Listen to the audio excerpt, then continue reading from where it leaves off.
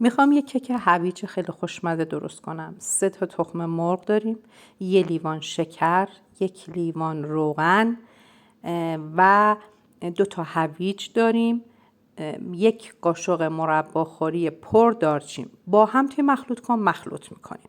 بعد از اینکه کامل مخلوط شدن، این مخلوط رو توی ظرف بزرگتر انتقال میدیم و 2 پیمانه ما آرد داریم که به این 2 پیمانه آرد 1 قاشق پر بیکینگ پودر اضافه میکنیم و به مخلوط کیک هویج اضافه میکنیم. در آخر گردوهایی که خرد کردیم و اضافه میکنیم و در قالب مورد نظرمون که کفش رو روغن زدیم و کاغذ روغنی هم گذاشتیم میریزیم و تو فر 150 درجه به مدت حدوداً 55 یا 60 دقیقه بعد نگاه کنید میذاریم تا یک کیک عالی در بیاد و اینم نتیجه کار.